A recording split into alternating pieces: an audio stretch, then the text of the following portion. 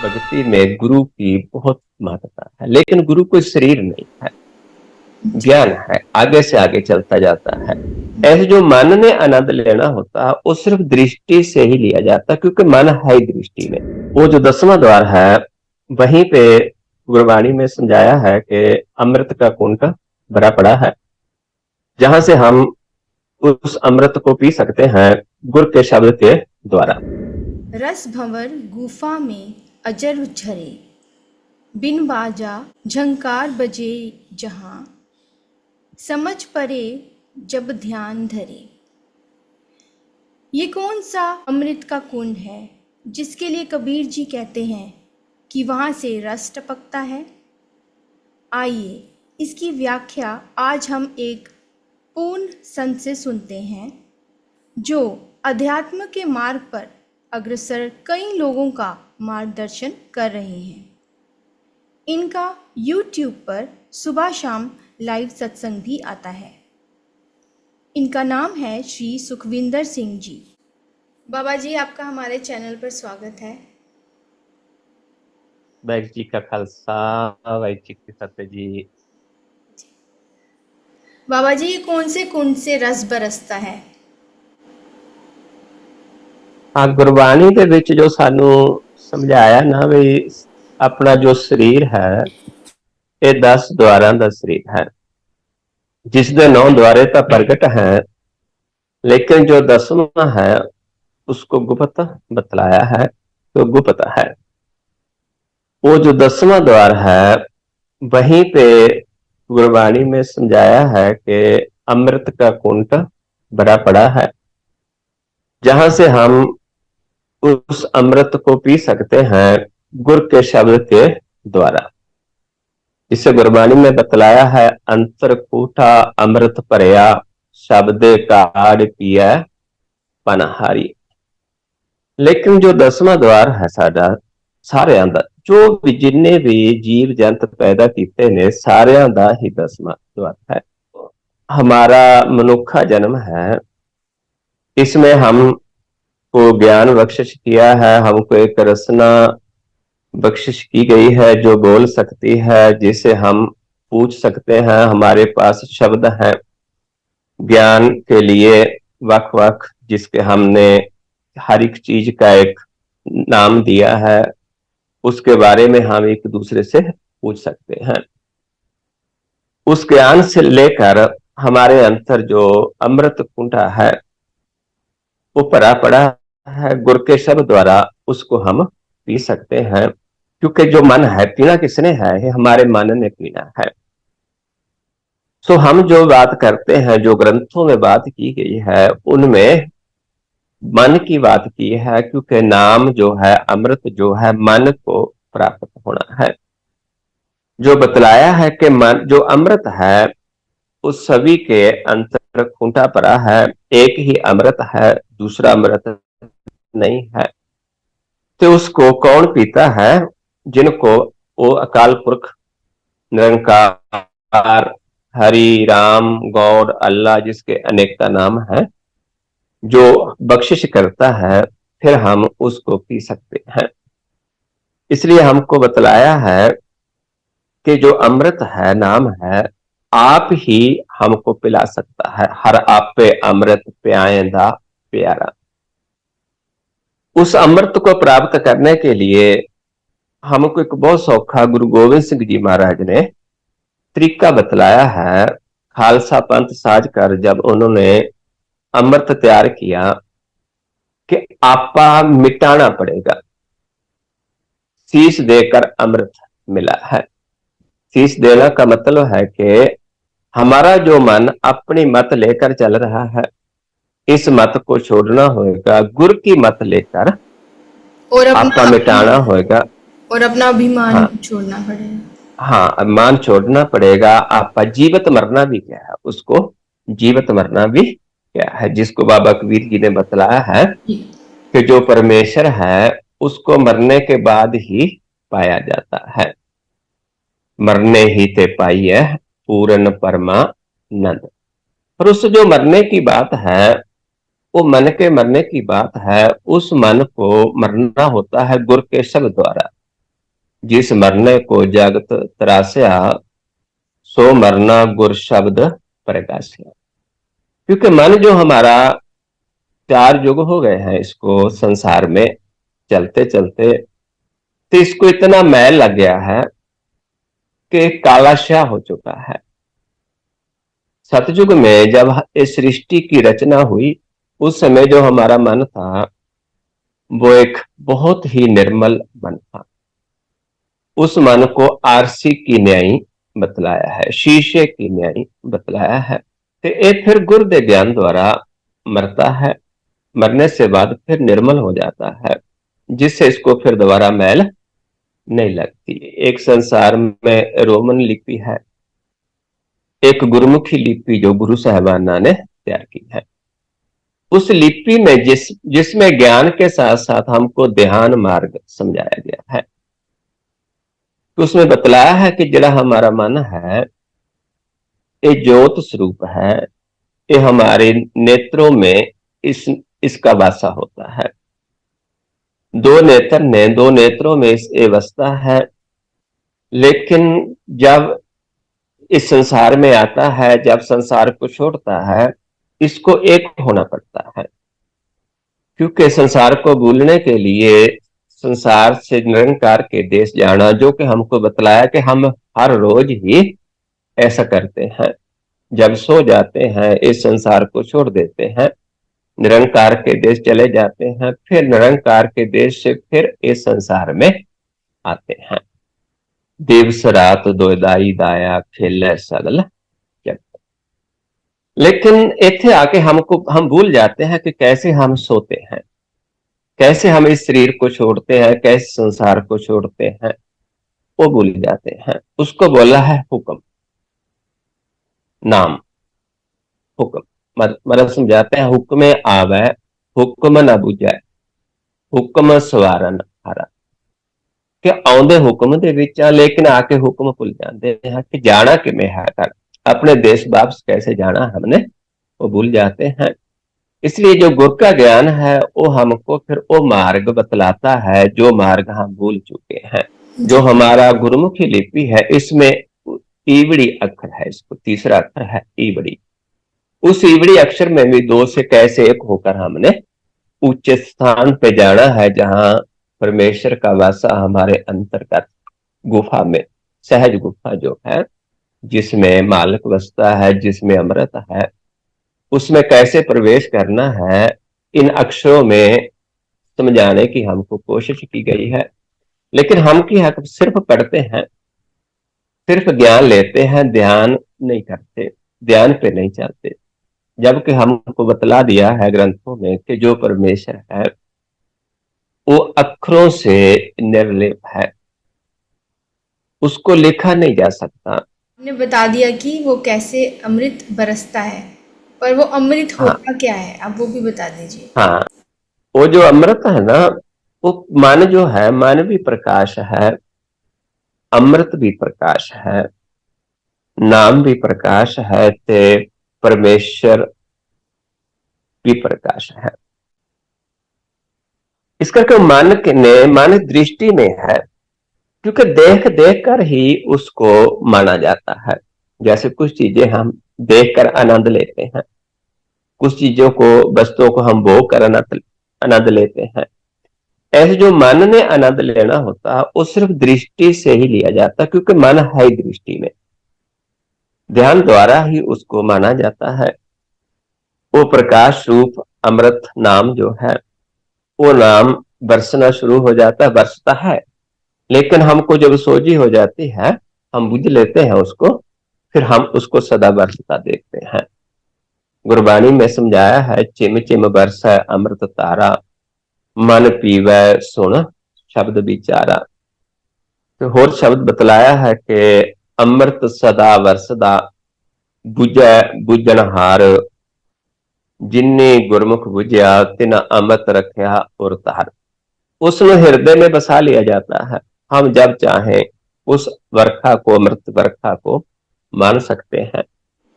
जी, आपने बहुत अच्छे से समझा दिया, थैंक यू। आशा करते हैं हमारे व्यूअर्स को भी समझ आ गया होगा। 10वें द्वारे तारी लागी, अलग पुरुष का, निरंकार का ध्यान धरे। ये 10वां द्वार क्या है? 10वां द्वार ही जो है जिसमें परमेश्वर का वासा है हमारे शरीर का। जैसे हमने पहले ही बतलाया है कि हमारा जो शरीर है ये 10 द्वारों का है। 10वें द्वार में उसको गुरबाणी में सहज गुफा भी बतलाया है। उसमें प्रवेश करके हम उसमें ध्यान लगा सकते हैं। उसमें प्रवेश करने का तरीका जैसे हम पहले भी बतला चुके हैं कि एक दृष्टि होना है। उस दृष्टि, दोनों दृष्टि को हमने एक करना होता है। जैसे हमने बतलाया कि हमारा सज्जा नेत्र एक चंद्र सूरज है, तो खब्बा नेत्र चंद्रमा है, जहां से हमको श्वास आता है। ये दो हमारे जो सुरह हैं जहां से श्वास लेते हैं, एक जो खब्बी है लेफ्ट साइड वाली, इसको ईड़ा बतलाया गया है। जो राइट साइड है सज्जे वाली, इसको पिंगला बतलाया गया है। तो सुखमना भी यही है, सुखमना गुप्त है। हमको बतलाया है कि जब हम इस पॉइंट पे अपने ध्यान को टिका लेंगे, दोनों को सम कर लेंगे, तो हम एक दृष्ट होकर उस हमारा ध्यान परमेश्वर में जुड़ जाएगा। उसको बतलाया है कि ईड़ा पिंगला और सुखमना पौने बंद रहाओगो, चंद सूरज दो सम कर राखो, ब्रह्म जोत मिल जाओगो। ब्रह्म ਦੇ ਵਿੱਚ ਸਾਡੀ ਜੋਤ ਜਾ ਕੇ, क्योंकि जोत ने ही जोत नाल मिलना है। मन भी जोत है, परमेश्वर भी जोत है।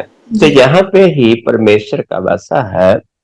तो बेनी जी इसमें, भगत बेनी जी समझाते हैं कि ईड़ा पिंगला और सुखमना 3 बसा इकठाई, बेनी संगम ते पराग मन मज्जन करे तिथाई, संतो तहां निरंजन काम। ईड़ा पिंगला ते सुखमना इकट्ठियां वसदियां, उत्थे ही मन साडा इशनान करता है। प्राग जिमें तीर्थ है संसार में, वैसे ही हमारे शरीर में तीर्थ है, जहां पे हमको श्वास आता है, पौड़ आती है।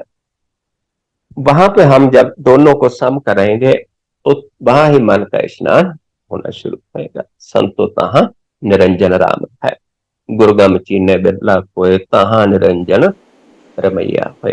कैसे भाव के हमको श्वास वहीं से आता है। और भी धर्म ग्रंथों में जैसे गीता है, गीता में भी कृष्ण जी ने अर्जुन को बतलाया है, उपदेश किया है कि अगर आप हमारे दर्शन करना चाहते हो, हम हमारे में लीन होना चाहते हो, तो आप अपनी दृष्टि को अपने नाक के अग्रभाग पे जमा कर रखें। जहां जमाने से आप हमारे में, दृष्टि आपकी हमारे में जुड़ जाएगी। ऐसे ही बाइबल में भी बतलाया गया है।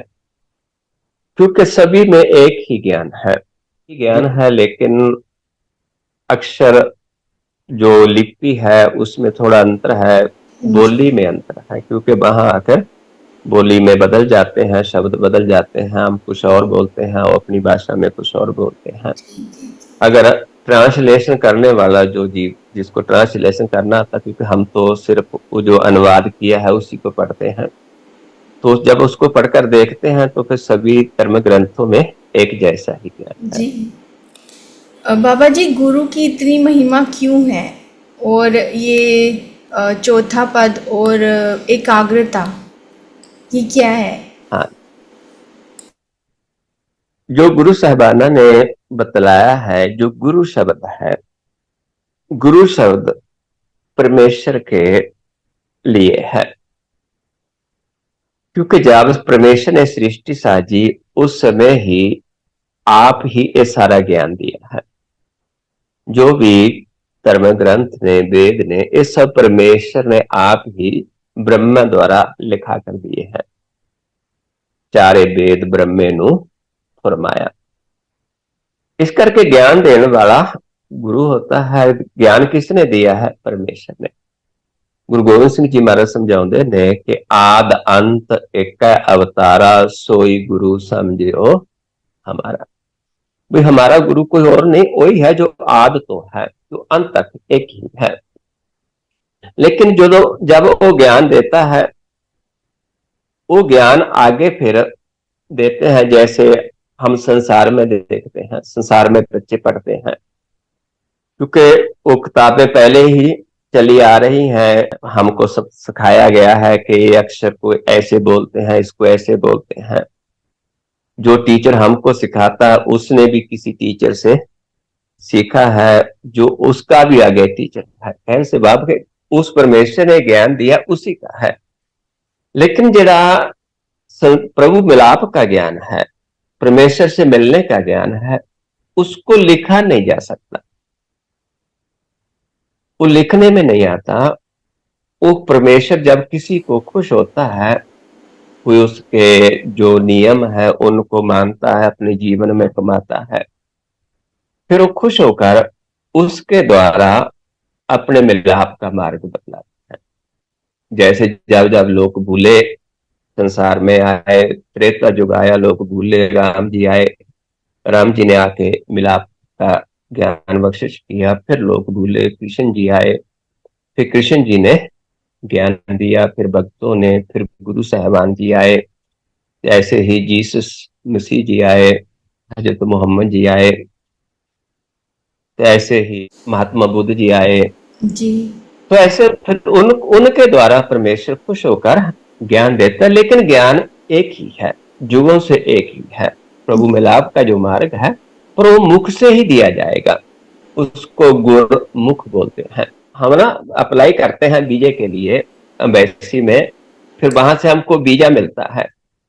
वहां कोई बंदा नहीं, सिर्फ वीजा ही आगे, जो हमको एम्बेसडर कहे कि हम आप हमारे साथ चले, हम आपको ले जाएंगे, नहीं ले जा सकता, क्योंकि वहां वीजा ही जो दिया है, उस स्टैंप लगा हुआ, वही आगे प्रवान होगा। जी जी ऐसे ही जो ये परमेश्वर को मिलने के, क्योंकि परमेश्वर का जो देश है उसको सोन मंडल बोला है, निरंकार का देश है। जो ये संसार है एक काल का देश है, इसको मृत मंडल बोला है। मृत मंडल से शून्य मंडल में जाने के लिए हमको एक शब्द लेना पड़ता है। जैसे किसी देश में जाने के लिए वीजा लेना पड़ता है, ऐसे परमेश्वर अपने साधु संत जहां पे बिठाता है, जिनको जनाता है कि अगर कोई मेरे को मिलना चाहे, अपने देश आना चाहे, उसको आप ये शब्द दे देना, ये जुगत दे देना, उस जुगत को लेकर जी हमसे मिल सकता है, हमारे अपने देश में वापस आ सकता है। जिस देश से हम भूल कर जहां बस गए, हालांकि हमारा रोज ही आना जाना है, लेकिन जागृत अवस्था में हम नहीं जा सकते। वहां हम जागृत अवस्था में आठे पहर वहां बस सकते हैं। उस जो ज्ञान है, उस ज्ञान को गुरु बोला है। वो ज्ञान युगों से एक है। इस करके भक्ति में गुरु की बहुत महत्वता है। लेकिन गुरु कोई शरीर नहीं है, ज्ञान है, आगे से आगे चलता जाता है। जी आप गुरु को लेंगे, कमा लेंगे, आपका मिलाप हो जाएगा, आप आगे गुरु दे सकते हैं। अगर आपको परमेश्वर ये अथॉरिटी देता है कि आप आगे गुरु दें, आप आगे गुरु शब्द दे सकते हैं। जी हाँ, बहुत सुंदर तरीके से आपने समझा दिया। बाबा जी इतनी बातें हो गई, आप अपना थोड़ा स्पिरिचुअल एक्सपीरियंस भी बता दीजिए। हाँ जी, ये जो मार्ग है, इस पे परमात्मा की कृपा से बिना नहीं चला जाता। इस मार्ग पे चले, फिर खोज होती है कि कोई ऐसा जीव मिले, ऐसा कोई साधु मिले जिससे हमको ज्ञान मिले। ऐसे ही हमारे जीवन में हुआ, क्योंकि हमारा कोई जीवन बहुत अच्छा जीवन नहीं था पहले, क्योंकि हम एक संसारी, वैसे जैसे आम लोग हैं वैसा हमारा जीवन था, वैसे कुरीतियां सब कुछ। लेकिन एक छोटा सा एक्सीडेंट हुआ, उससे मन को थोड़ा हुआ कि परमेश्वर को मिलने के लिए ये मनुष्य का जन्म मिला है। अगर आज ना होता, क्योंकि हमारे ऊपर के एक टेंट लग गया था, जहाँ पे हंस टूट गया था हमारा, तो उससे फिर हमको सोचा कि नहीं, इधर चलना पड़ेगा। गुरबाणी पढ़ी, गुरबाणी में हमको पता, पढ़ने से पता चला कि जिसका सास न काटत आप, ताको राखत देकर हाथ। और विश्वास हुआ कि वाणी में सत्य है सब कुछ, लेकिन कोई साधु से मिलना। फिर ढूंढते ढूंढते एक साधु मिला, उस साधु की संगत की तकरीबन 2-3 साल की, 9 के दिसंबर से लेकर 12 तक उसकी संगत में रहे। फिर उसने हमको एक जुगती दी, गुर दिया, जिस गुर को हमने कमाने से हमको साक्षात प्रकाश प्रकट हुए, परमात्मा प्रकट हुआ। फिर उसने हमको ये हुक्म दिया कि आप अगर कोई इस मार्ग पे चलना चाहता है, जी उसको आप एक ज्ञान दे सकते हैं, जो बतला सकते हैं, जिससे वो एक दृष्ट होकर अपने आप को पहचान सकता है, पहचान लेगा, मेरे को पहचान लेगा। तो इस तरीके से बहुत सौखा है परमेश्वर को पाना, सबसे सौखा जिंदगी में परमेश्वर को पाना है। बस इसके लिए हमने थोड़ा अपनी मत छाड़कर गुरु की मत लेनी है, थोड़ा वाणी पे विश्वास करना होता है, क्योंकि वाणी में हमको पहचान करवाई गई है कि साधु कैसा होता है, साधु के मिलाप से क्या होगा।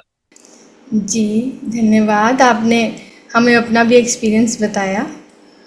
आप जैसे गुरुओं के लिए ही हमारे संतों महात्माओं ने बोला है। गुरु आपने माना, हम गुरु नहीं हैं, क्योंकि हम तो एक चाकर, गुरबाणी में बतला है चाकर दास। जैसे ना आप किसी को अपने घर में काम करने के लिए रख ले, हम तो एक चाकर हैं, गुरु परमेश्वर ही है, क्योंकि आप उसका कोई आकार नहीं है, इसलिए वो अपने जनों से, अपने चाकरों से अपना ज्ञान अजय देता है। क्योंकि गुरु कोई नहीं बन सकता, गुरु आप ही परमेश्वर है।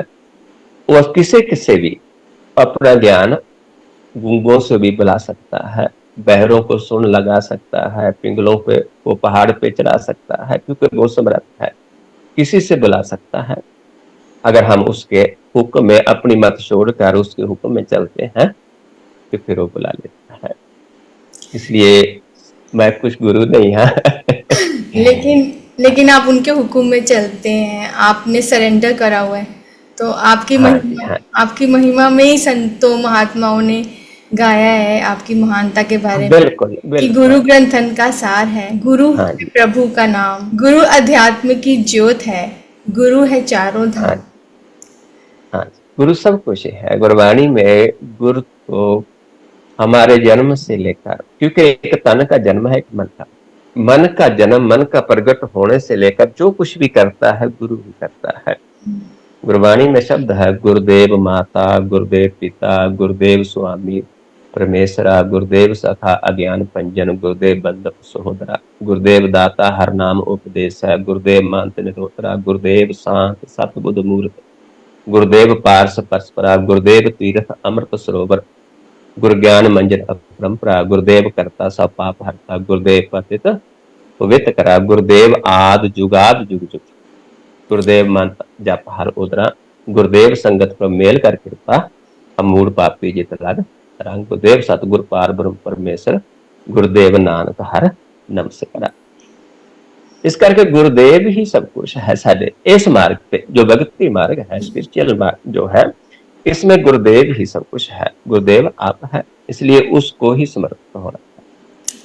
आपका बहुत बहुत धन्यवाद।